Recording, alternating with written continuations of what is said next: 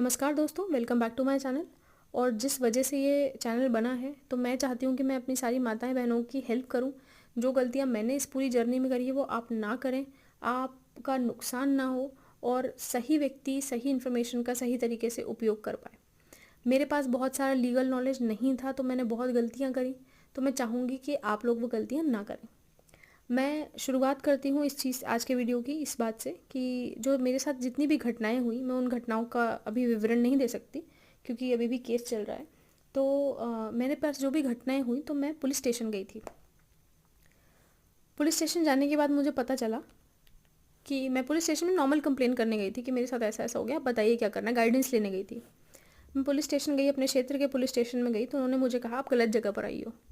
तो मैं बहुत शॉक हो गई कि पुलिस स्टेशन अगर सही जगह नहीं है तो कौन सी है। फिर उन्होंने मुझे गाइड किया कि असल में आपकी जो कंप्लेन है वो महिला थाना जो है वो आपकी कंप्लेन रजिस्टर करेगा, आपको वहाँ जाना चाहिए।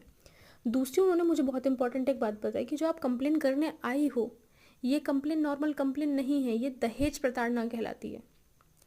उन्होंने पहले मेरी पूरी बात बड़ी शांति से सुनी और फिर उन्होंने मुझे कहा कि आपका जो केस बन रहा है वो पूरा दहेज प्रताड़ना पर है, तो आप महिला थाना में जाइए, लिखित में कंप्लेन लिख कर लेके जाइए और महिला थाना में आप ये बताइए। फिर जब मैं वहाँ गई तो उन्होंने भी सेम चीज़ बोली कि ये आपका जो पूरा मैंने सुना, जितनी भी आपकी कहानी सुनी, तो ये पूरा दहेज प्रताड़ना का केस है। 498A के अंडर आपका ये केस बनता है और इसके लिए FIR होती है, ये नॉर्मल केस नहीं है। तो मैंने जब सब कुछ बताया उनको तो उन्होंने मुझे हेल्प करी, बड़े अच्छे से उन्होंने मुझे ट्रीट किया, बड़े शांति से मेरी सारी बात सुनी। लेकिन उन्होंने एक बहुत बेकार चीज़ करी जो मुझे बहुत बुरी लगी थी, मैं वो भी उस पर आती हूँ धीरे से। तो उन्होंने मुझे जो चीज़ नहीं बताई वो ये नहीं बताया कि FIR होने के बाद ऑफिशियली जो आपका केस है वो पेपर में निकलता है। अब ये बात सुन के प्लीज़ डरिएगा नहीं, पेपर में आता है। मेरे को 6-8 में पहले तो मैं बहुत रोई जब पेपर में आ गया, मुझे पता चला अपने रिलेटिव के थ्रू के पेपर में आ गया, तो मैं पहले बहुत रोई 1 हफ्ते तक।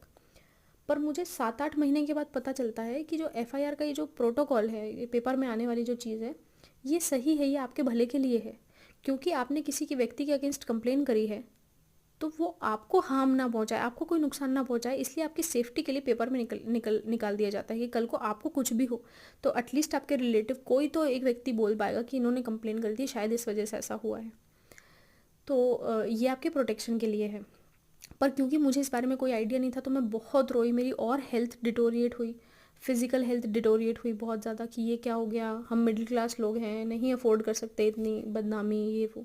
पर मैं आपको ये कहना चाहूँगी कि इस डर से प्लीज़ आप कोई गलत चीज़ सहन नहीं करना बिल्कुल भी।